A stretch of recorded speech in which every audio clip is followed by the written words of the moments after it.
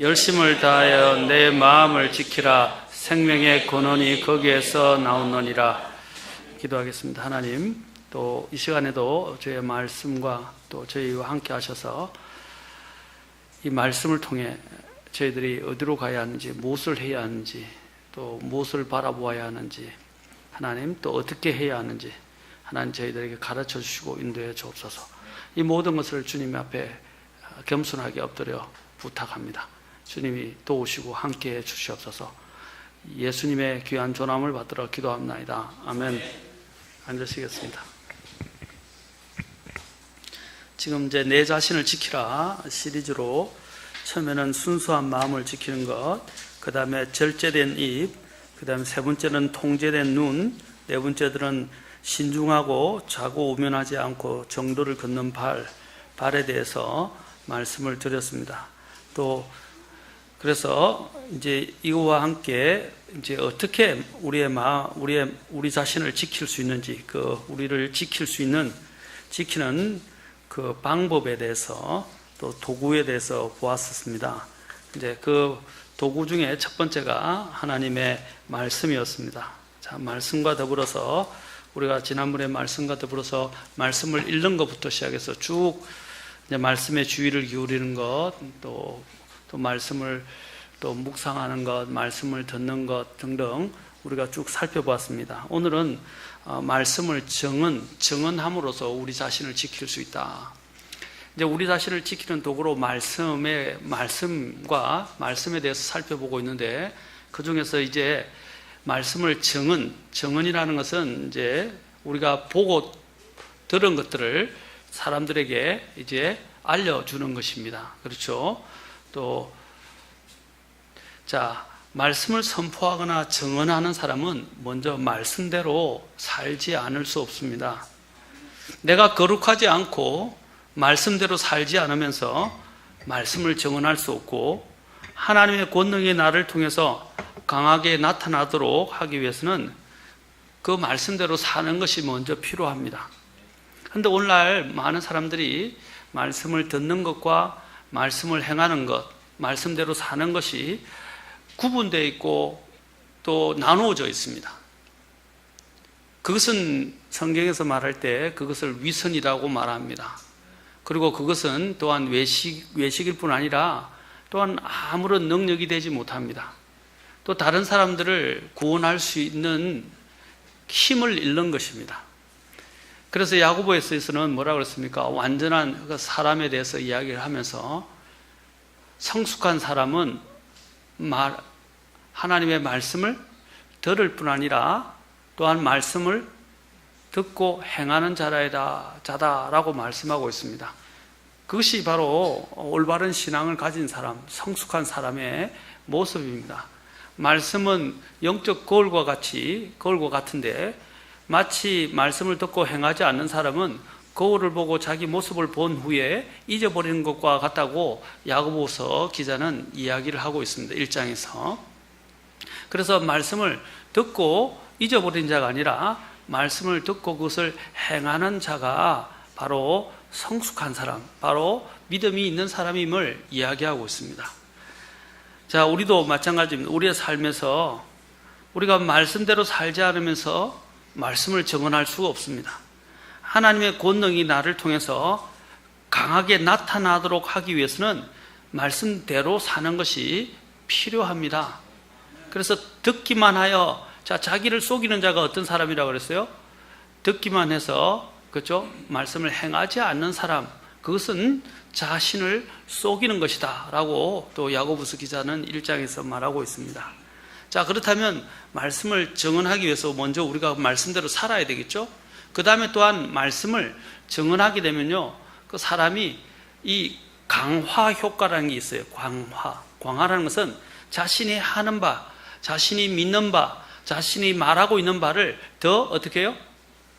힘을 실어줘서 계속적으로 그것을 하도록 만들어주는 것입니다. 제가 이제 극단적인 예를 들자면, 이제 담배를 피우는 사람이 담배를 끊을 때에, 그렇죠? 다른 사람에게 담배를 끊겠다고 선언하게 될 때 어떻게 해요? 좀 더 마음의 결단력이 더 강해지고, 또 다른 사람들에게 이미 선언을 했기 때문에 자신을 어떻게 해요? 좋지 못한, 그렇죠? 건강을 악화시키고 또 성경에서 좋지 못하게 말하고 있는 그러한 영역에서 자기 자신을 지켜주도록 더 도와준다 이 말입니다. 그게 강화 효과라고 할 수 있어요.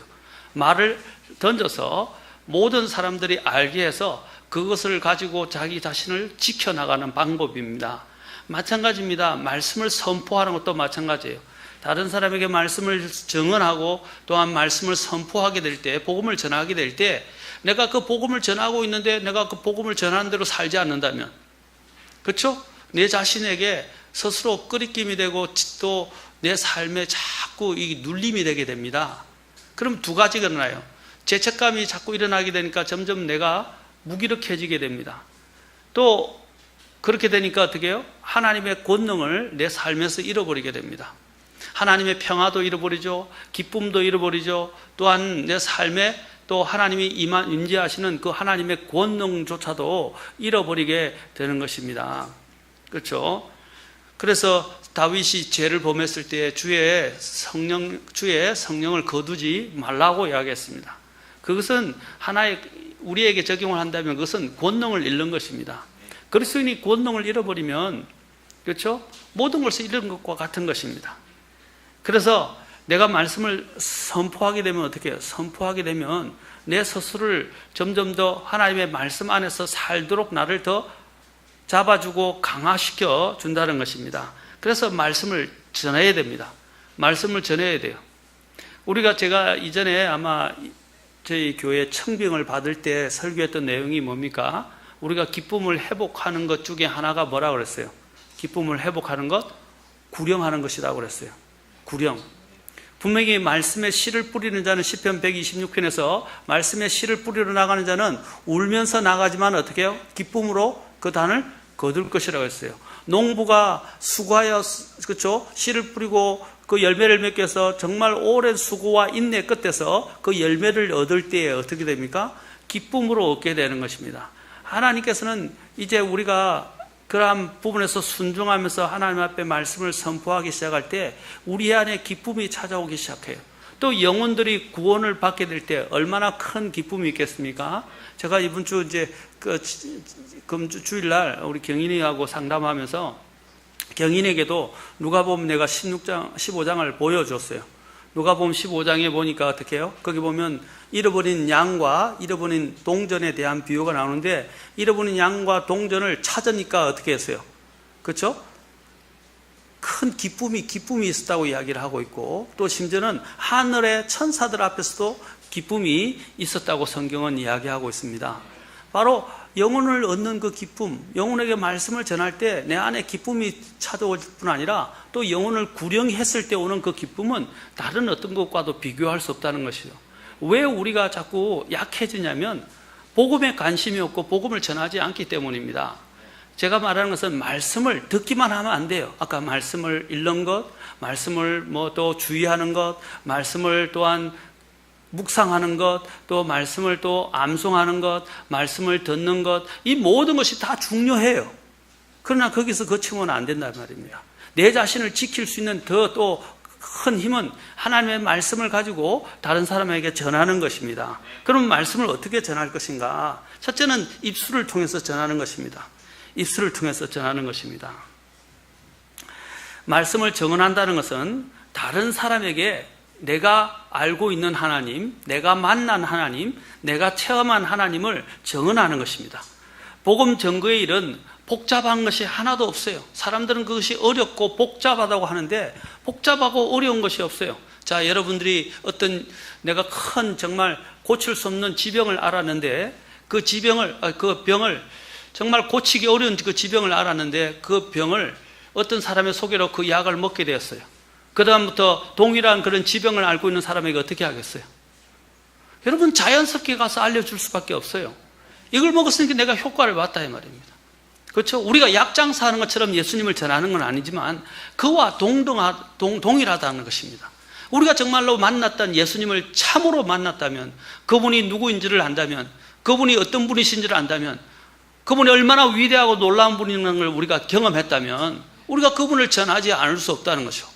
만나는 사람에게, 그분을 알지 못하는 사람에게 동일한 죄의 문제에서 고통을 당하고 해방되지 못하고 영원한 지옥을 향해서 가고 있는 사람들에게 내가 거기서 해방됐고 고침을 받았던 사실에 대해서 증언하지 않을 수 없다는 말입니다.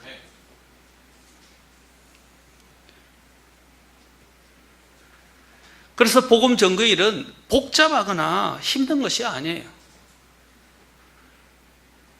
문제는 뭐냐면 내가 그 복음을 전하는 일을 부끄러워하기 때문입니다. 그리고 또 복음, 아까도 얘기했지만 그 복음대로 살고 있지 못하기 때문입니다. 우리는 하나님께서 죄의 형벌로부터 혼들을 능히 구원하실 수 있다는 것을 몸소 체험한 증인들입니다. 증인은 자신이 보고 들은 바를 증언하지 않을 수 없습니다.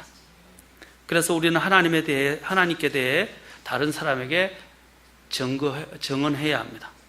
디모데후서 1장 8절에 보면 이렇게 말합니다. 그러므로 너는 우리 주의 증언과 그분의 갇힌 자 된 나를 부끄러워하지 말고 오직 하나님의 권능에 따라 복음의 고난에 참여하는 자가 되라.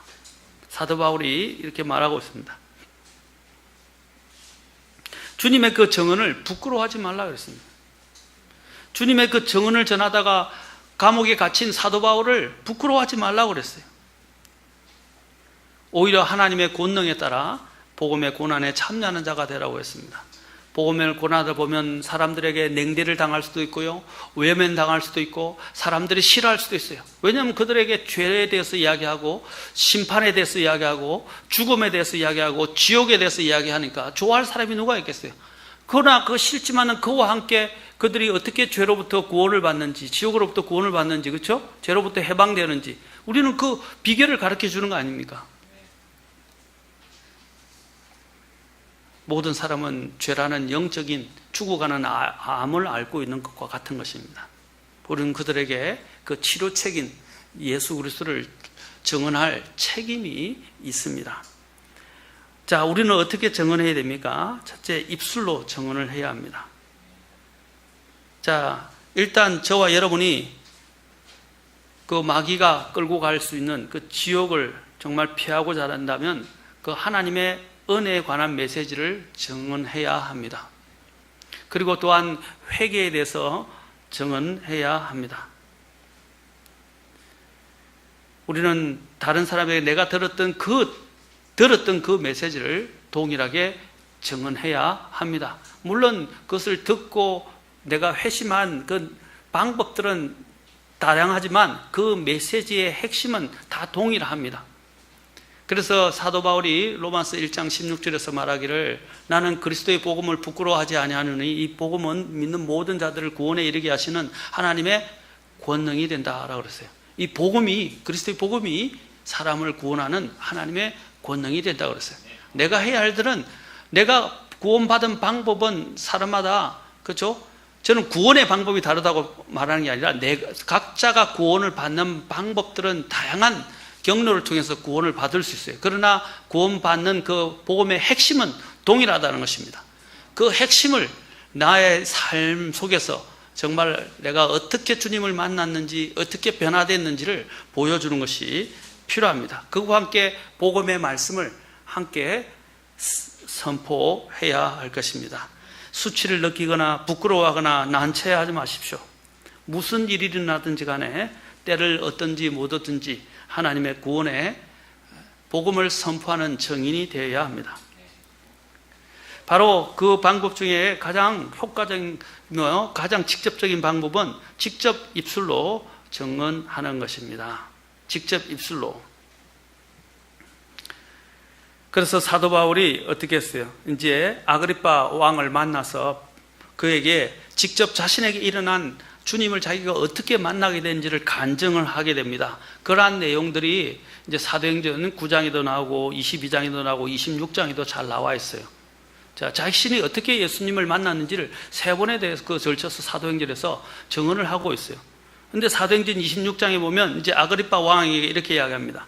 그러므로 하나님의 도우심을 받아 나는 이날까지 계속해서 작은 자와 큰 자에게 증언하며 오직 대언자들과 모세가 반드시 일어나리라고 말한 그것들만을 말하노라. 하나님의 말씀만을, 말씀이 증언하고 있는 것만을 증언한다 이 말입니다. 그것은 곧 그리스도께서 고난 받으실 것과 죽은 자들로부터 일어나야 할 첫사람이 되셔서 백성과 이방인들에게 빛을 보이시리라 하는 것이니이다 하니라. 그때 아그리파 왕이 바울에게 이렇게 말합니다. 너가 나를 설득하여 거의 그리스도인이 되게 하는도다. 그는 거의 그리스도인이 될 뻔했어요. 그러나 결국에는 복음을 거절했습니다. 우리가 해야 할 일은 뭡니까? 사도 바울처럼, 그렇죠? 작은 자나 큰 자에게나 계속해서 그가 어떻게 했어요? 증언했다고 되어 있어요. 무엇을? 대언자들과 모세가 일어나리라고 말하는 것, 그것이 뭡니까? 주님의 죽으심과 주님의 부활이라는 겁니다. 두 번째로 우리는 무엇으로 증언해야 됩니까? 전도지나 주보나 소책자에 의해서 우리는 증언하는 것입니다. 만약 여러분들이 말하는 게 둔하고 말하는 게 두렵다고 느끼고 또 어떤 때는 말하는 게 굉장히 힘든 사람들이 있어요. 그런 사람들은 어떻게 됩니까? 예, 전도지를 주는 것입니다. 주보를 주는 것입니다. 저는 우리 교회 아이들에게 우리 부모님들이 한 가지 가르칠 게 있어요. 아이들에게 교회에서 만들어지고 있는 제작물들, 주보까지도 낙서하게 하지 마세요. 애들이 종이 쓸 것이 없으니까 거기다가 그냥 낙서를 하게 만들어요. 자기가 메모를 하는 거하고요, 낙서를 하는 건 다릅니다. 주보 저거 그냥 만들어지는 거 아니에요. 여러분, 저거는 또 교회에 예산이 들어가는 거예요. 그것만 합니까? 저 주보에 설교가 들어가기 전까지 한 목사님한테 물어보세요. 제가 무려 3번을 설교를 하는 겁니다. 설교 준비해서 설교하죠. 그것을 다시 교회를 쫙 정리하죠. 다시 한번 주보에 들어가기 전에 한 번 더 교회를 봐요. 저걸 설교를 다시 정리해서 제가 설교한 것을 다시 글로 다시 정리할 때 시간이 설교만큼 들어가요. 임동성 목사님과 똑같다고 그래요. 그냥 종이 조각이 아니란 말입니다. 생명의 말씀을 다루는 그러한 심혈을 기울여서 들어간 내용들이 그 안에 들어가 있어요. 저와 여러분들의, 제가 자랑했어요. 저와 여러분들은 혹시 여기 있는 분들은 그 가치를 모를 수 있습니다. 제가 수많은 곳에서 듣고 있어요.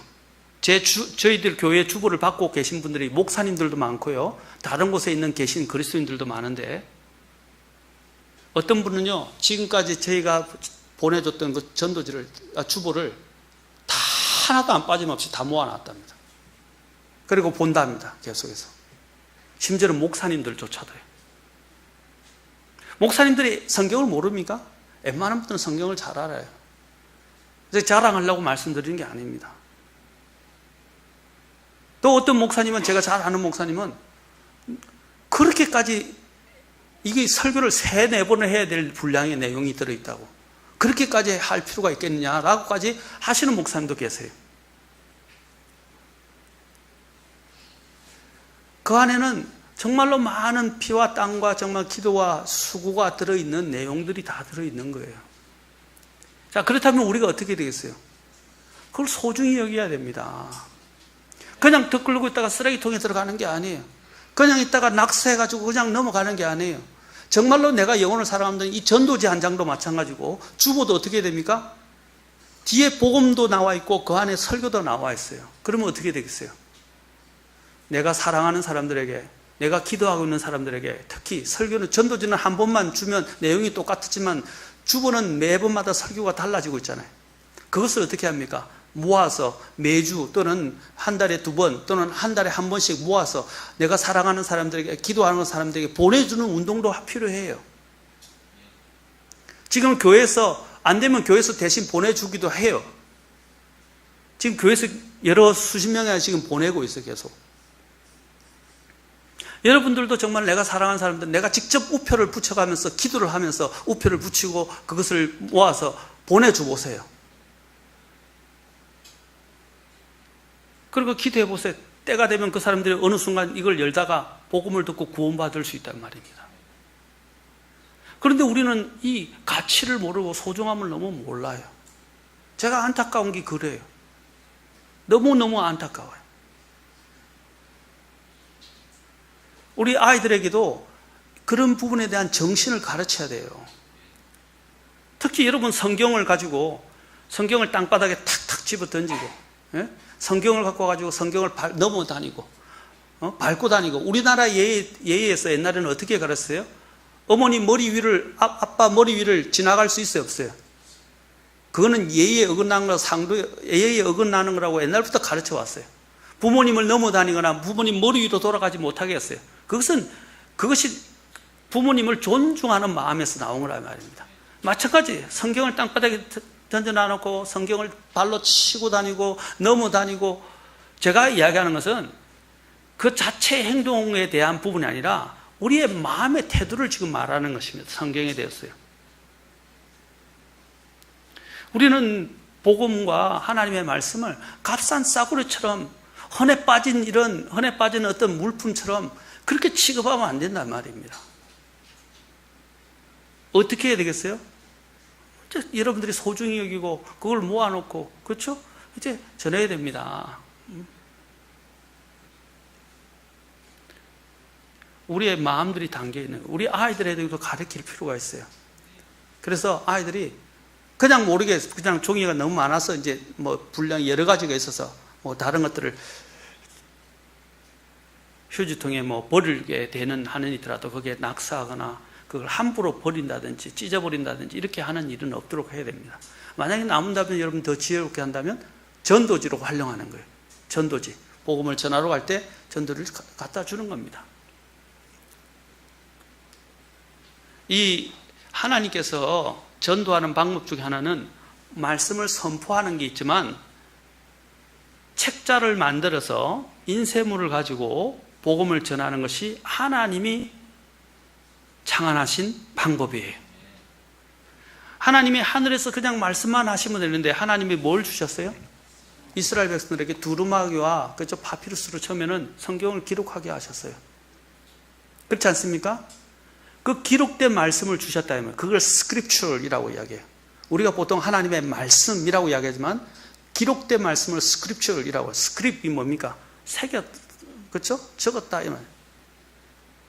그래서 그 새겨진 그 기록된 말씀을 가지고 하나님은 일을 하셨어요.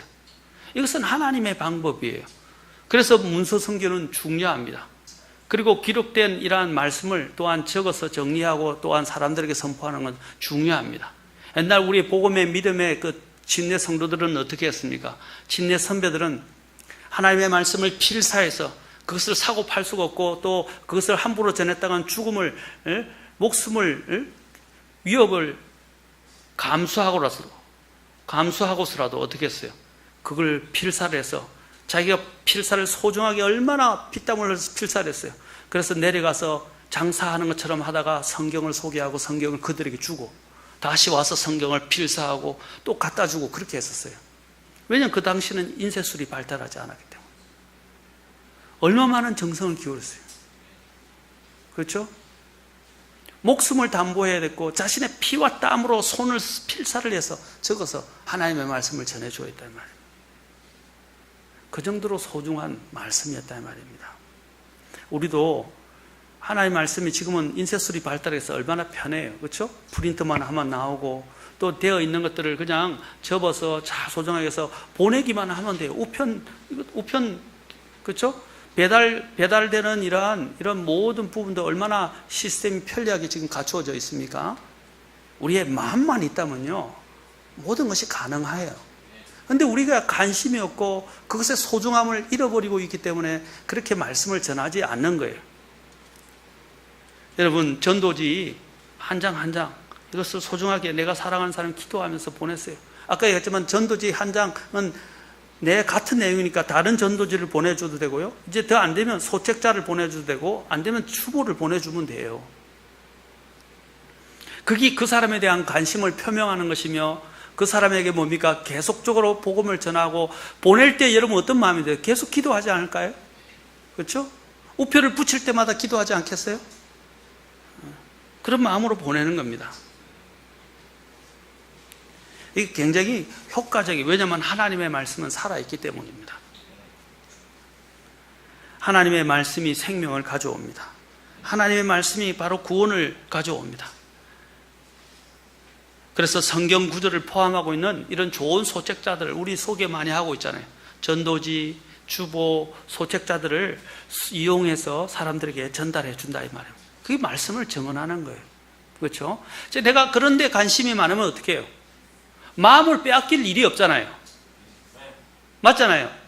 온통 다른 것에 마음이 빼앗겨 있는데 내가 늘 사람들의 영혼들을 생각하고 복음을 생각하면서 그들에게 주보를 챙겨서 보내주는 그런 마음, 이 정성이거든요. 그 마음이 그런 데 쏟겨 있으니까 세상의 마음을 빼앗길 틈이 없는 거예요. 왜? 내 생각이 그거로 가득 차 있고 기도도 그런 걸로 가득 차 있기 때문에. 근데 자꾸 세상을 생각하니까 근데 그런 것들이 들어올 틈이 없으니까 하나님을 잃어가는 거예요.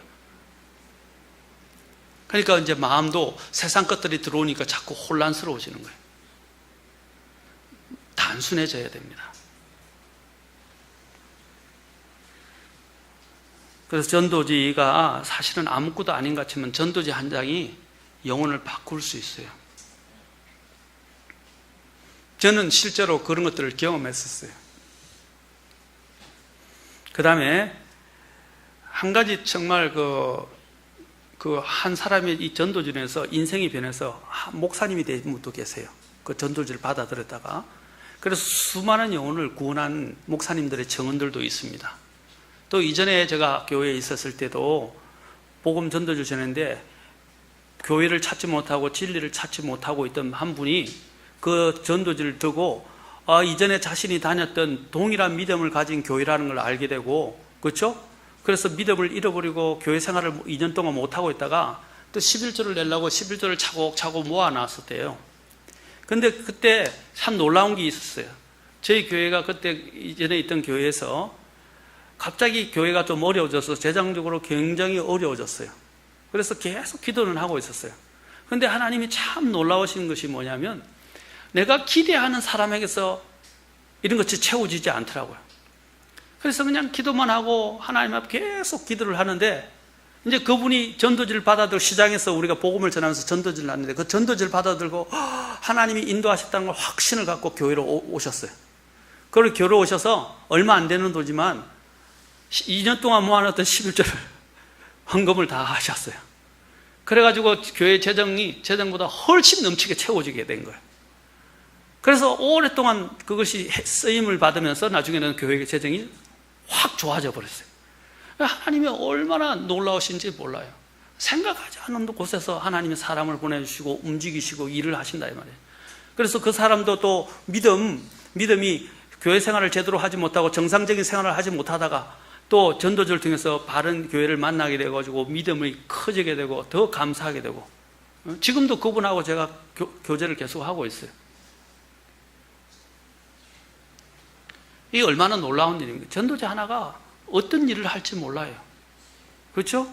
또 전도지 하나 때문에 한 사람의 영혼이 변해서 얼마나 위대한 일을 하나님의 일들을 감당하게 될 전임 사역자가 될는지 선교사가 될는지 모른단 말입니다. 여러분 이 일들을 소홀히 여기지 마십시오. 전도지나 주보나 소책자를 꼭 활용하시기 바랍니다. 우리 아이들에게 이것의 소중함을 좀 가르치시기 바랍니다. 예? 애들 그림 그릴 장소가 없다고 그냥 주보 펴놓고 막 그리게 이렇게 하지 마세요. 예? 그 다음에 세 번째로는 생활에 의한 정언입니다. 생활. 정언한다는 것은 우리 자신이 하나님에 대해서 다른 사람에게 말하는 것입니다. 근데 그냥 입으로만 아까 같은 전도지만 하는 게 아니라 내 삶을 통해서 증언해야 합니다. 그것이 가장 효과적인 방법입니다. 마치 우리가 정말로 하나님을 믿고 있고 정말 하늘로 가는 그런 하늘의 사람이라는 것들을 사람들에게 나타내 보이는 것입니다. 그래서 데살로니가전서 1장 5절 보십시오. 데살로니가전서 1장에 보면 이 데살로니가 교회의 모범을 우리에게 말해줍니다. 데살로니가전서 1장 한번 가봅시다.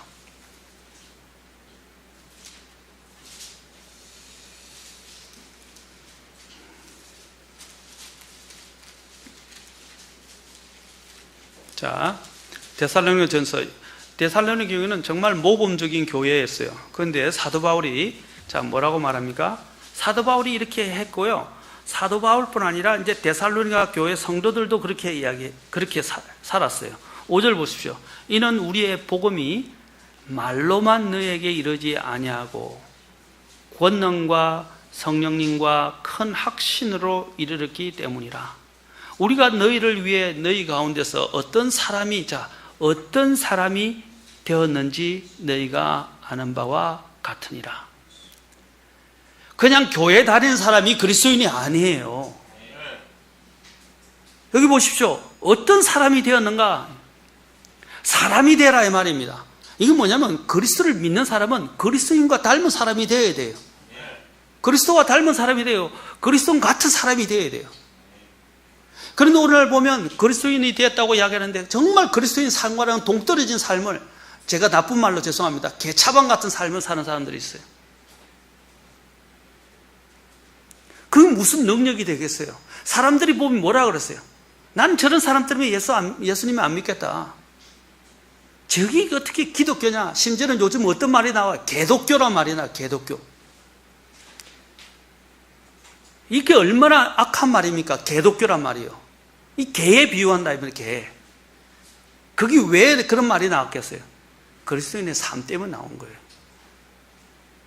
그리스도인이 정말 그리스도를 믿는 사람다운, 하나님의 말씀을 믿는 그런 정도의 삶이 나와야 되는데 그게 안 나오는 거예요. 사도 바울이 뭐라고 말합니까? 말로만이 아니다.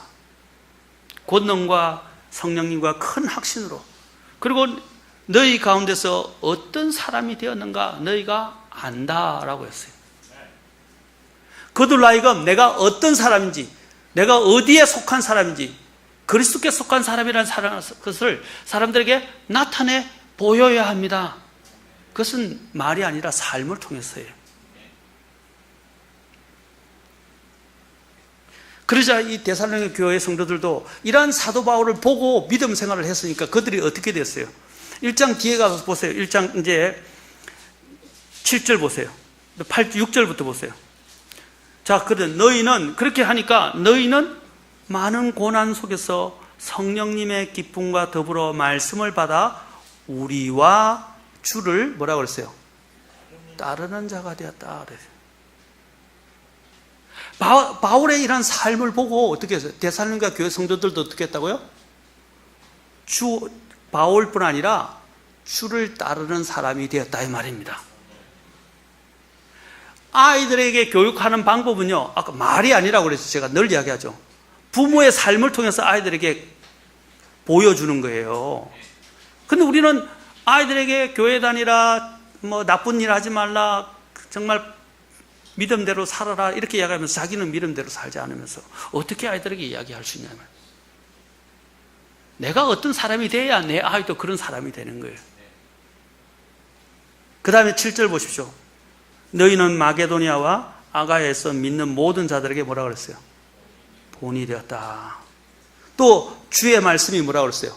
주의 말씀이 어떻게 증언하는 거예요? 주의 말씀이 너희로부터 나와 마케도니아와 아가야에 울려 퍼졌을 뿐 아니라 하나님을 향한 너희의 믿음이 모든 곳에 널리 퍼졌나니. 그들이 말하는 것이 퍼진 게 아니고요, 그들이 말씀에 따라 살아가는 삶이 사람들에게 전파된 거예요. 그러므로 우리는 아무것도 말할 필요가 없다. 말할 필요가 없을 정도로 그들의 삶이, 믿음이 온 지방에, 마게도니아와 아가야 지방에 퍼지게 됐어요. 자, 9절에 보십시오. 그들이 직접 우리에 관하여 보여주되 우리가 어떤 식으로 너희에게 들어갔는지, 또 그들이 누구냐면 마케도니아와 아가야에 있는 사람들이 이제 이야기하는 거예요. 들었던 것을. 우리가, 그러니까 바울과 그쪽 이제 같이 하는 일행들이 어떻게 복음을 가지고 그 데살로니가 교회에 들어갔는지, 또 데살로니가 성도들이 어떻게 잡으세요? 우상들을 버리고 하나님께로 돌아와 살아계시고 참되신 하나님을 어떻게 한다고 그랬어요? 섬겼는지, 또 그분께서 죽은 자들로부터 살리신 그분의 아들께서 하늘로부터 오실 것을 기다리는지, 곧 뭡니까? 재림을 기다리는 거예요. 보여주었다. 그러니까 사도 바울이 다른 지방에 갔는데 다른 지방에 있는 다른 사람들이 데살로니가 교회 성도들이 그렇게 했던 것을, 데살로니가 교회 성도들에 대해서 이야기하는 것을 그렇게 들은 거예요. 지금 무엇으로 그들이 소문이 났어요? 그들 삶이에요. 삶이에요. 그걸 사도 바울이 뭐라고 이야기하고 있습니까? 그것을 믿음의, 이게 3절에서 이야기해요. 믿음의 행위, 사랑의 수고, 소망의 인내라고 이야기합니다. 여러분, 그리스도인은 말로만 하는 사람들이 아닙니다. 들었던 그 말씀에 따라 말만 잘하는 사람이 아니라 그 자신이 말하고 있는 말씀대로 살아가는 사람들입니다. 그리고 그 말씀대로 살아감을 통해서 자신의 삶을 통해서 자신의 믿고 있는 그 하나님, 그 그리스도를 나타내 보여야 합니다. 그게 가장 강력하고 효과적인 복음 증거의 방법입니다. 생활을 보이십시오. 예수 그리스도를 저와 여러분의 구주로 영접하고 나서 계속해서 마귀같이 살고 죄책감 속에서 눌려 살고 이런 생활의 반복을 한번 생각해 보십시오. 얼마나 불행한 삶입니까? 얼마나 무기력하고 능력 없는 삶입니까? 가족과 친구들이, 이웃들이 그리스도인이 되라고 효과적으로 설득하기 위해서는 먼저 그 이전에 내가 살고 있던 옛 사람의 삶의 방식들을 다 벗어버려야 됩니다. 에베소서 4장 22절에 이전 행실에 관하여는, 자 그랬어요. 이전 행실에 관하여는 너희가 속이는 것으로 가득한 욕심들에 따라 부패한 옛 사람을 벗어버릴 것을 가르침 받았으니, 마귀에 속한 사람들과 같은 생활 방식을 그만두어야 됩니다. 그리스도 안에서 새로운 피조물이 돼서 변화된 사람의 모습을 다른 사람에게 드러내 보여야 합니다. 그래야 하나님께서 저와 여러분의 삶을 통해서 하나님께서 무슨 일을 하셨는지, 하나님께서 얼마나 놀랍고 위대한 분이신지를 보여주게 되는 것입니다. 이것이 바로 하나님께서 이 땅에서 복음 전거를 위해서 사용하시는 가장 강력한 방법이며, 이것을 위해서 하나님께서는 우리를 이 땅에 남겨놓으신 거예요. 대표적인 한 예화만 더 들고 오늘 정리를 하겠습니다. 누가복음 8장으로 가보시면 또한 놀라운 이야기가 나옵니다.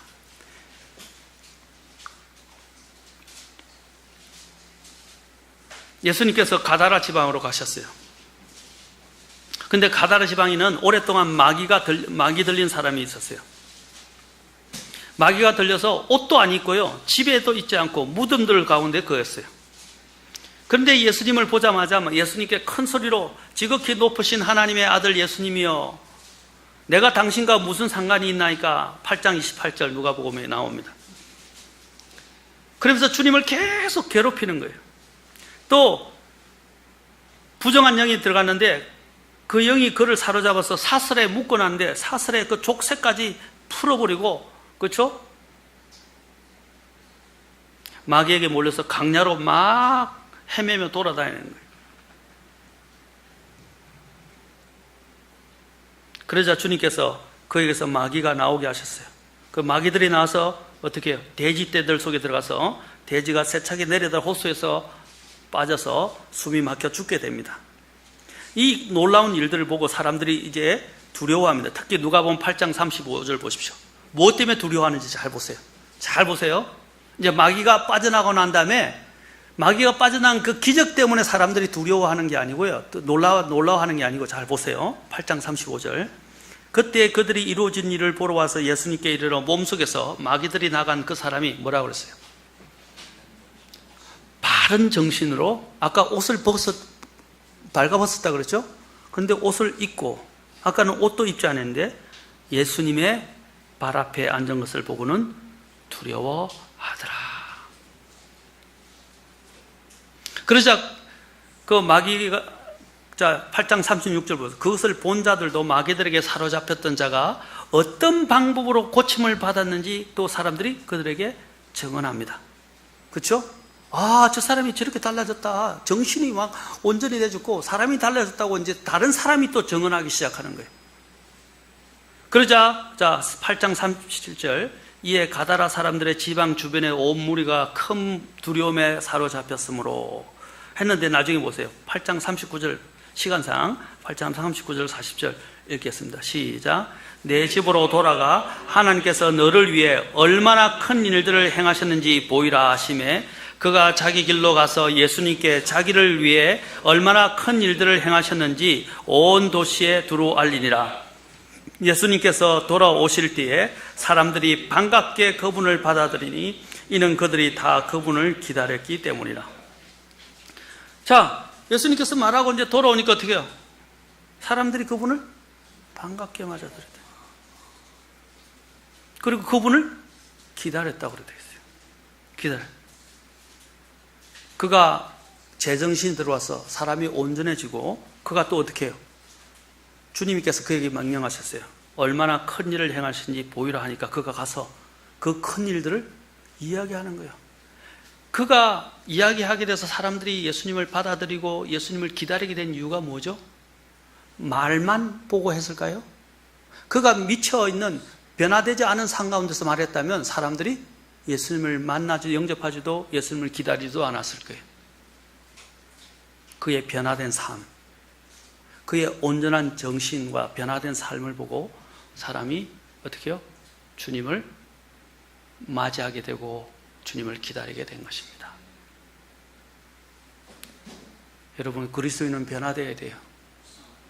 변화된 그 삶이 복음 전거에 있어서 가장 효과적인 방법입니다. 저는 그리스도인들에게 말하고 싶어요. 제발 아는 체 하지 말고 변화된 삶으로 자신을 나타내 보이십시오. 말씀을 좀 알면 굉장히 교만한 사람들이 있어요. 건방지진 사람이 있어요. 그리고 더 나아가서는 다른 사람들을 쉽게 판단하는 사람들이 있어요. 정말로 우리가 늘 하는 속담이지만 벼가 익으면 고기를 숙인다 그랬어요. 정말로 주님을 만난 사람들은 더 겸손해지고 더 겸허하게 다른 사람들을 섬기고 더 하나님을 사랑해서 주님을 증언하게 됩니다. 그게 변화된 사람이에요. 아까 어떠한 사람이 되었는지 말을 하는 사람이 되기보다 변화된 사람이 되시. 어떤 사람이 되어야 되겠습니까? 나는 변화된 사람입니까? 나의 변화를 통해서 사람들에게 말하고 있습니까? 이제부터 여러분들이 복음을 전할 때 어떻게 전해야 되는지 오늘 3가지를 보았습니다. 다음 시간에 한 가지 더 하고 그 다음에 또 어떻게 내가 또 내 자신을 지킬 수 있는가, 기도와 순종에 대해서도 계속해서 살펴보도록 하겠습니다. 기도하겠습니다. 다 같이 일어서시겠습니다.